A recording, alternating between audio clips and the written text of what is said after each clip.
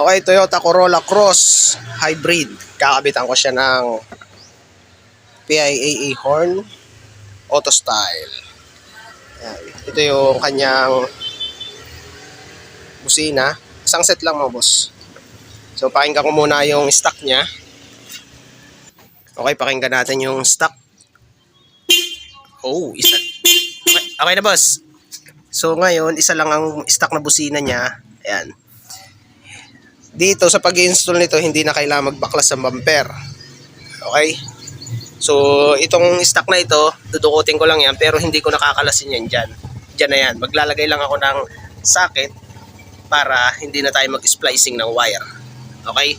Tapos ito naman yung battery. Dito na ako maglalagay ng positive. Tapos relay niya, push relay. So yun, kakabit ko na muna to. Okay, dito ang kailangan lang natin na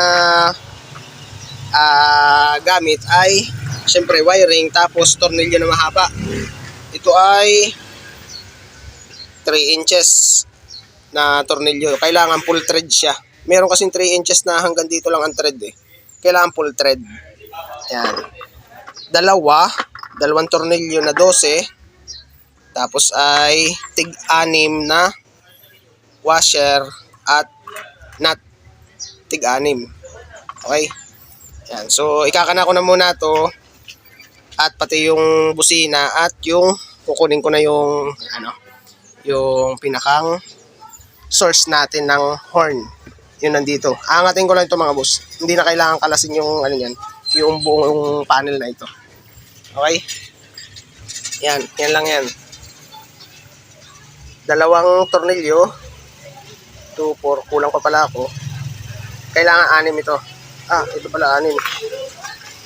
2, 4, 6. 2, 4, 6. Yan. Tig-6. Dalawang tornilyo. Tig-6 ng washer at nut. Okay? I-ano ko na muna to. Ikakamada ko na muna to. Pati wiring. Ngayon, ganito naman ang gawin natin. Yung busina, nakahinang yan mga boss. 6 na wire yung ginamit ko. Tapos ililinya ko yan dito sa wire na to. Papunta doon sa kabila. Doon sa part ng paglalagyan ko ng isang busina. Tapos yan, kuha tayo ng tornilyo. Siyempre, lagyan natin ng washer. Tapos yan, itusok natin yan dito. Yan. Ganyan. Di ba mahaba yan? Ido-double knot natin yan dito. Tutornilyo ko na muna. Ngayon, ganito naman ang ginawa ko. Nung na-fix ko na yung tornilyo, naglagay lang ako ng isa pang nut. Tapos ay washer. Tapos saka ko nilagay yung busina. Yan. Ganyan ang itsura niyan. Tapos lalagyan ko pa dito ng washer, tapos another nut. Katulad niyan, lalagyan ko yan ng ganito. Kulang pa pala ng 2 pirasong washer yung ko. Bali 8 washer pala yan.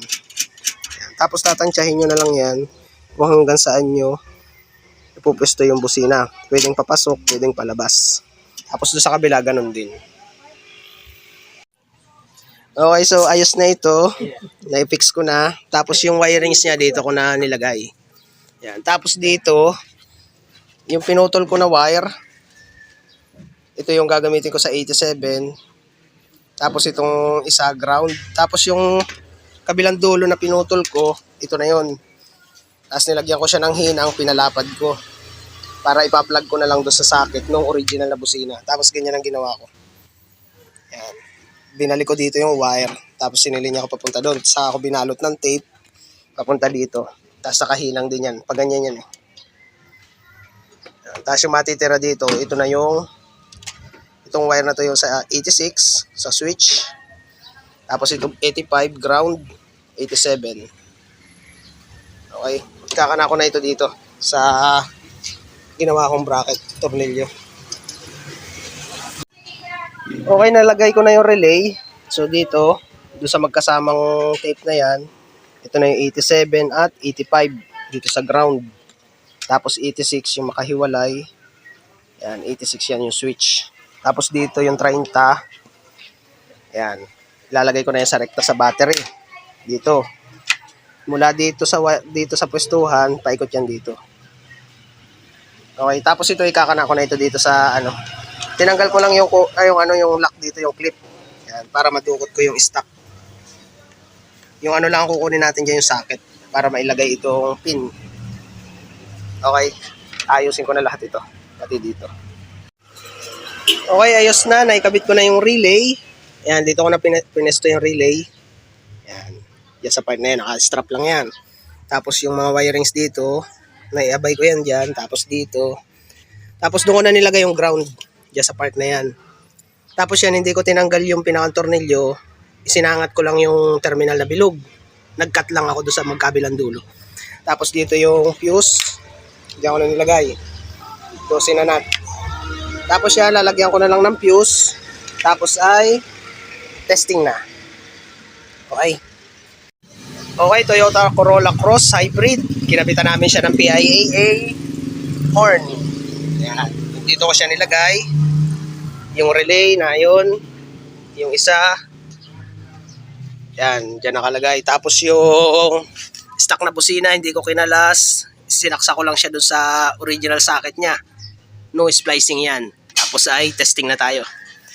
Sige boss, testing. Okay, ayos na. So yun. Thank you, thank you.